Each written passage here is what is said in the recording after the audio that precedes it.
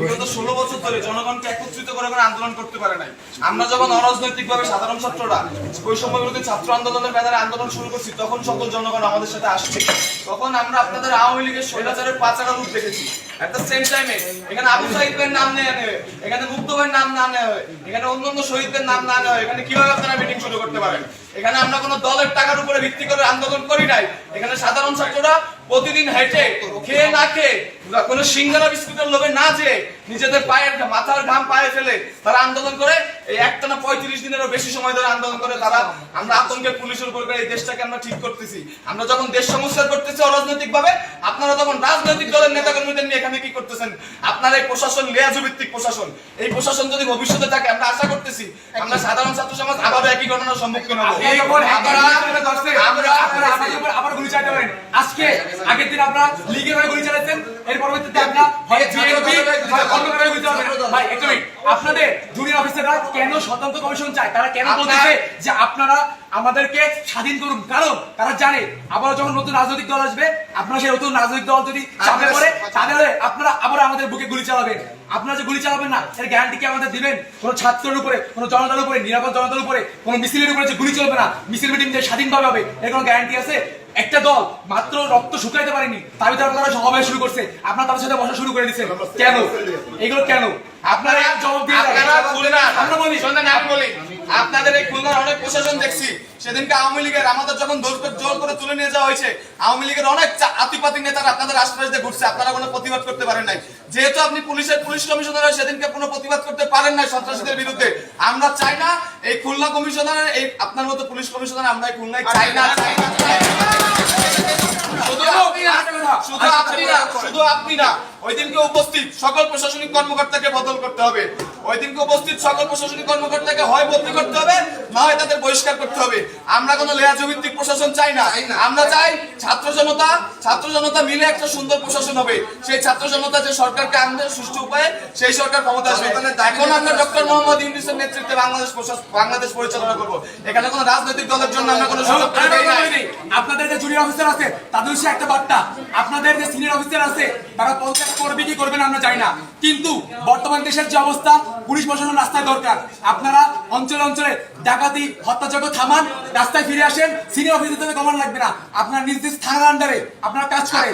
প্রয়োজনে এই যে আপনাদের 11 দফা দাবি আছে, এইগুলো দেশ ঠান্ডা হওয়ার পরে, কেয়ারটেকার গভর্নমেন্ট নেওয়ার পরে আবার ঠিক করা যাবে। আমরা দাবি করতেছি এই ধরনের যারা লিয়াজু ভিত্তিক উপরের কমিশনার আছে বা ওসি আছে তাদেরকে আমরা সরাবো ইনশাআল্লাহ। কিন্তু বর্তমানে দেশের যে অবস্থা, আপনার দেশের শৃঙ্খলা ঠান্ডা করার জন্য আপনারা আগাবেন। এসএম কামাল হোসেন টেবিলে থাবা দিয়ে আমি সেদিন সাহস করে বলছিলাম আপনার প্রধানমন্ত্রীকে এই 9 দফা দাবি মানতে হবে, জাতির কাছে ক্ষমা চাইতে হবে। সেদিন এসএম কামাল হোসেন যখন থাবা দিয়ে বললেন, তখন কোথায় ছিল এই প্রশাসন? আমি কেএমপি হেডকোয়ার্টার নিজ দায়িত্বে কথা দিয়ে ঠেকালাম যে স্যার আমার ছাত্ররা কোনো ভাঙচুর করে না, এরা দুষ্কৃতকারী না, আপনার কেএমপি হেডকোয়ার্টারে কিচ্ছু হবে না। এই কথা দেওয়ার পর আমি যখন শান্তিপূর্ণ মিছিল নিয়ে ফেরত যাচ্ছিলাম, তখন কেন সেখানে দায়িত্বরত এপিপি এবং পুলিশ আমার উপর গুলি চালালো? স্যার আমার শরীরে 11টা গুলি লেগেছে, 11টা গুলি লেগেছে স্যার, 11টা গুলি, 11টা গুলি, এখানে 11টা গুলি লেগেছে। সেই প্রশাসন রাতের অন্ধকারে, আপনারা সেই প্রশাসন রাতের অন্ধকারে আরেকজন নামে মুছে বলতেছেন 11টা গুলি এখন একটা লাস্ট এই জনগণ কি না আমার এই লাস্টটাই চুপ থাক। একটা কথা, আমাদের সাথে মিটিং এ বসছে, আপনারা আজকে গুলি চালাচ্ছেন, সামনে থেকে আবার গুলি চালাবেন। আরে যাও গুলি চালাবেন, আপনারা গুলি আরে ভাই কথাটা শেষ করতে দে। একটা ব্যাপার আমরা প্রথমে যেটা বলতে চাই, প্রশাসন আমাদের দরকার। প্রথম কথা, প্রশাসন আমরা চাই, তবে আমরা প্রশাসনের যে নৈতিকতার যে অবক্ষয় দেখেছি, স্পেশালি আমি পুলিশ বাহিনীকে বলবো, তাদের এই নৈতিক অবক্ষয়ের কারণে আজকে পুলিশ প্রশ্নবিদ্ধ, এবং আমরাও এই ক্ষেত্রে ব্যতীত যে আমাদের অনেক পুলিশ মারাও গিয়েছে। বাট তাদের এই নৈতিকতা যদি থাকতো তাহলে আজকের এই সিচুয়েশন দেখা লাগতো না।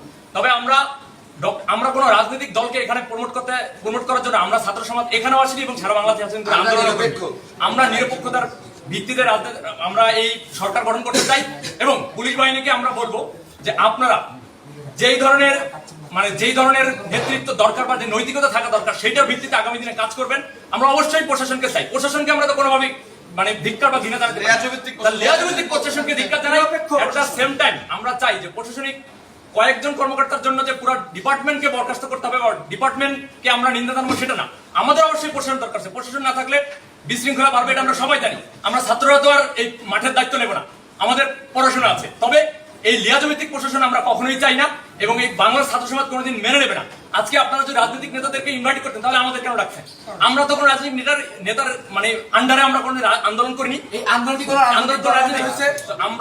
আমরা যেটা চাইবো যে খুলনা সহ যে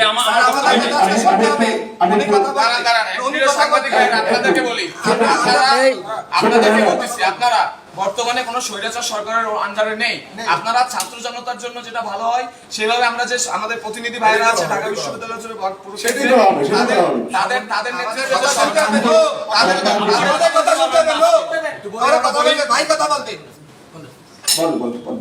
তাদের নেতৃত্বে আজকে রাত 8টায় যে শপথ বাক্য পাঠ করবে ডক্টর মোহাম্মদ ইউনূস, আপনারা তাকে সাপোর্ট দিবেন এবং আপনারা ছাত্র জনতাকে সর্বোচ্চ সহযোগিতা করবেন। এখানে আজকে আমাদের ছাত্র প্রতিনিধিদের কাছ থেকে যতগুলো বক্তব্য এসেছে কোনো বক্তব্য না কেটে পুরোটা বক্তব্য আপনারা প্রচার করবেন। এটা বাক স্বাধীনতা, বাংলাদেশে আবার আমরা ফেরত আনছি, এই বাক স্বাধীনতা চিরকাল থাকবে। কেউ কথা বলা থেকে চুপ থাকতে পারবে না। আমরা আবার কথা বলবো, আমরা আবার অন্যায়ের বিরুদ্ধে প্রতিবাদ করবো। যদি কোনো রাজনৈতিক দল এরকম কোন এজেন্ডার নামে আমরা আমরা লাশের ছাড়বো না। আমরা বলি আমাদের দেশে আর কোন ধরনের কোন ঘুষ, দুর্নীতি, লিয়াজু, সিন্ডিকেট, বাজার সিন্ডিকেট, ওষুধ সিন্ডিকেট, ছাত্র সিন্ডিকেট, মাদক, অরাজকতা, গুন্ডামি, চাঁদাবাজি, নৈরাজ্য, সন্ত্রাস কিচ্ছু থাকবে না, কিচ্ছু থাকবে না। মিডিয়া কর্মী ভাইদের উদ্দেশ্যে এটাই শেষ কথা। মিডিয়া কর্মীদের উদ্দেশ্যে বলতে চাই যে ভাই, আপনারা যারা আমাদের সাথে ছিলেন এই আন্দোলনের শুরু থেকে, এবং আমি মিডিয়া কর্মী অনেকের সাথে কথা হয়েছে, তারাও এতদিন বাক স্বাধীনতা প্রকাশ করতে পারেন নাই। তবে আজকে থেকে না, আন্দোলন যেদিন থেকে সরকার পতন হচ্ছে সেদিন থেকে আপনারা এই স্বাধীনতা প্রকাশ করছেন, আগামী দিনেও করবেন। আপনারাও না হলে পরিস্থিতি হবেন জাতির কাছে, এই শিক্ষার্থী বৃন্দ যে সমাজ তাদের কাছেও, আপনাদের কাছে আপনাদের নৈতিকতা যেন থাকে।